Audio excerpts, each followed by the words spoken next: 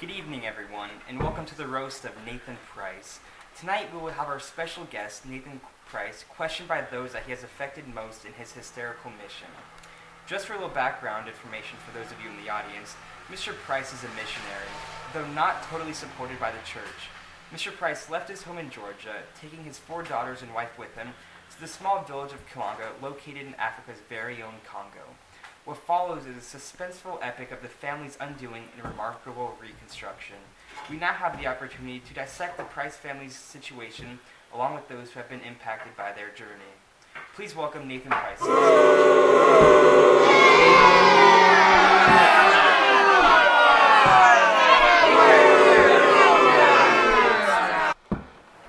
Welcome, Mr. Price. I'm going to be blunt with you. Your family and many Congolese villagers are not happy with you.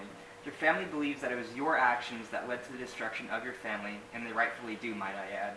Your actions not only ruined your family, but also negatively impacted the villagers around you. I would like to invite Nathan's wife, Orleana Price.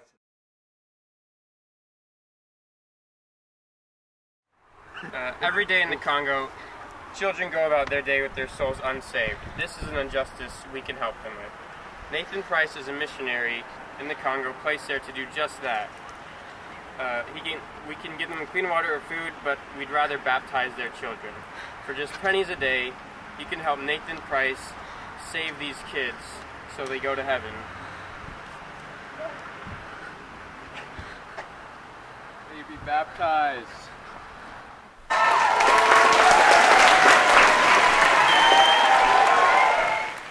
Welcome, Mrs. Price.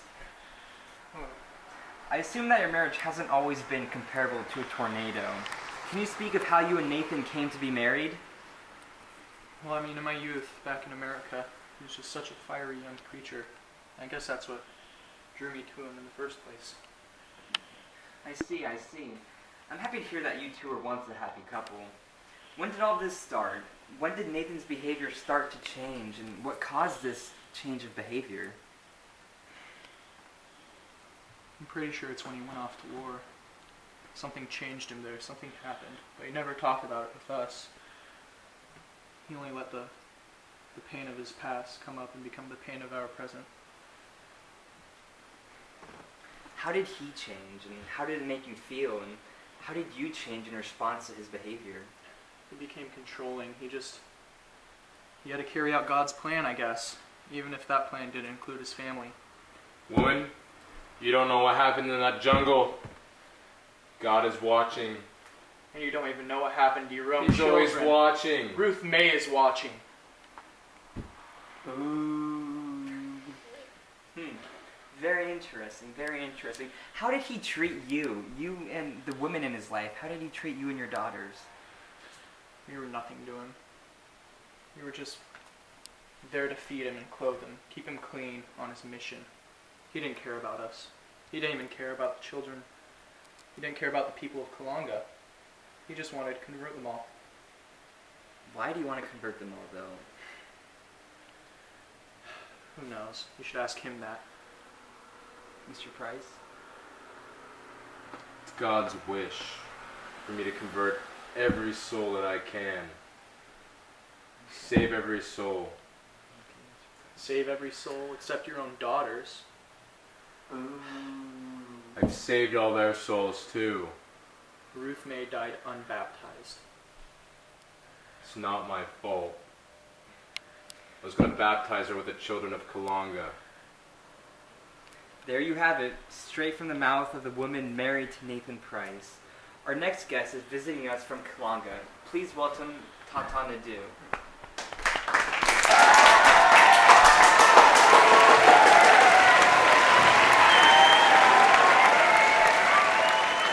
Mr. Nadu, what was your first impression of Nathan Price?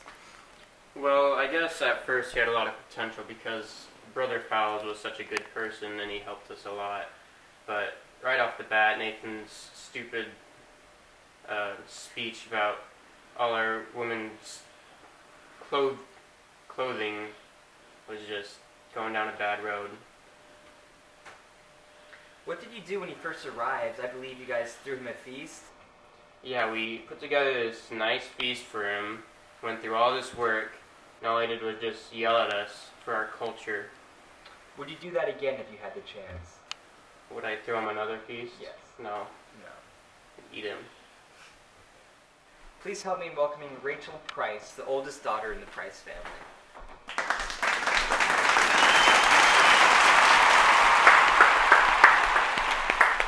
Welcome, Rachel. Now tell me, what was the best thing that happened to you in the Congo? Nothing. All I Nothing? think I can think about that's probably the one thing is probably I'm the best looking one out there with all them people just walking around naked. Well, I had clothes, I had my mirror, looking beautiful. Very interesting, Rachel. Now tell me, what was the worst thing that happened to you in the Congo? Oh, there were many worse things that happened to me in the Congo. There was one time where I ran out of the shampoo, and I had to take care of my hair for the longest time. And when my mother got sick, I had to work and had to do all the jobs, which I don't know why Leia is very much adamant on those things. Interesting. Hold on a second. I just learned that Leia Price will not be able to join us due to personal reasons, so instead she will be teleconferencing us from Angola right after this break. So stick around.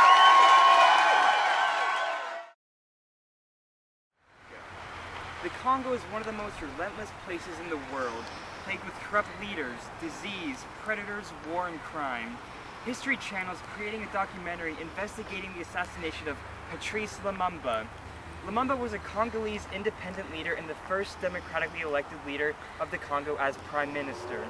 Within 12 weeks of Congolese independence in 1960, Lumumba's government was overthrown in a coup. Lumumba was then imprisoned by state authorities under Chief of Staff Joseph Mobutu. Lumumba was then executed in a firing squad.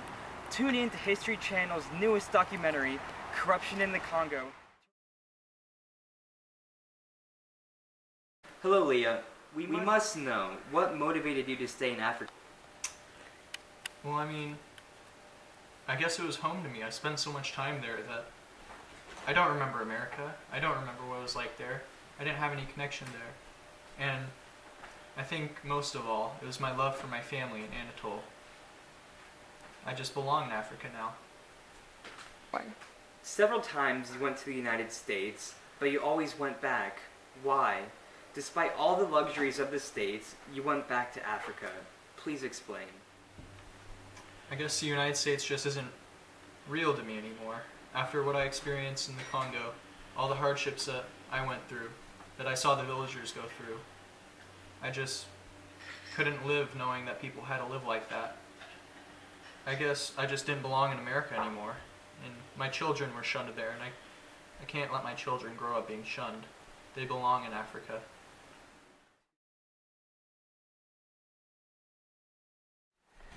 Up next, our musical guest. We have a little snapshot of Tata Ocean's new single, Praying for You.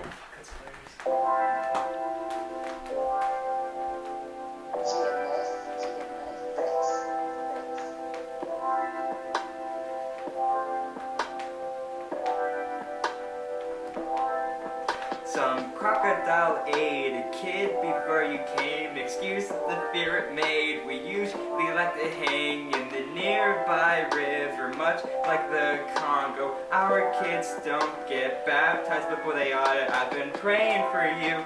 Oh no, no, no. I've been praying for you.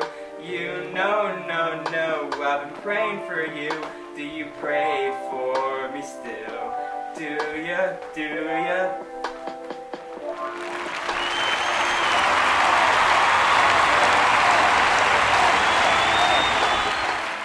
Now for our very special guest, just a little one-on-one time with Ruth May. So please welcome Ruth May to the couch.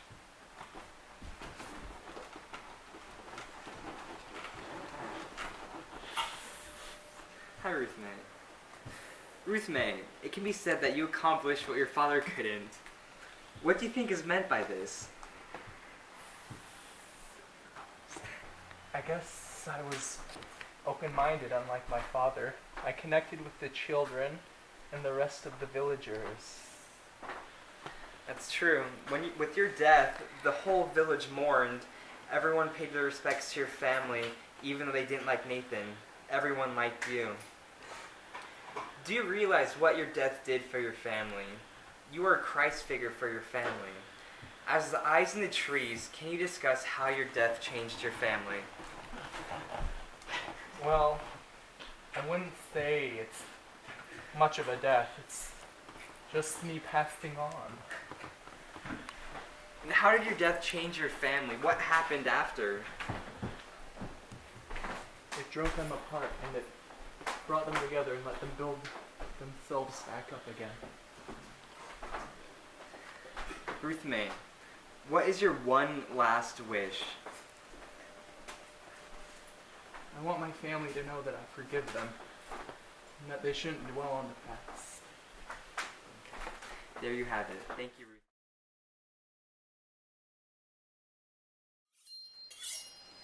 Hi there. Today on Mama Tatala's kitchen, we'll be making manioc. So, what is manioc root? Well, it's the root of the cassava plant, and it tends to look a lot like a potato. So, first thing you want to do with your root is cut off all the eyes. So here we have a freshly eyed manioc root. So, manioc roots are poisonous. They're toxic. We're gonna go boil this. Follow me.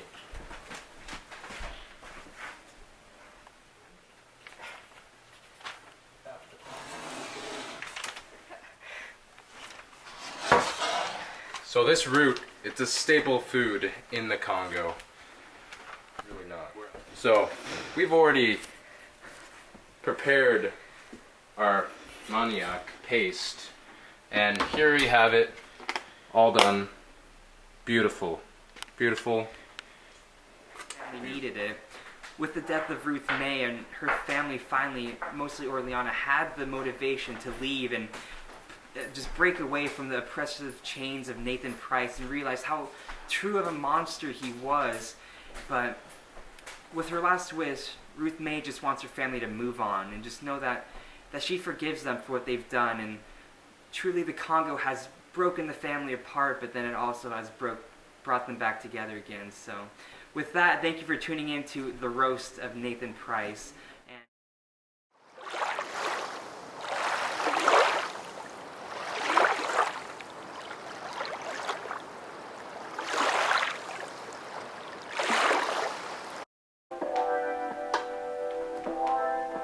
Some crocodile ate a kid before you came. Excuse the fear it made. We usually like to hang in the nearby river, much like the Congo. Our kids don't get baptized before they ought to. I've been praying for you.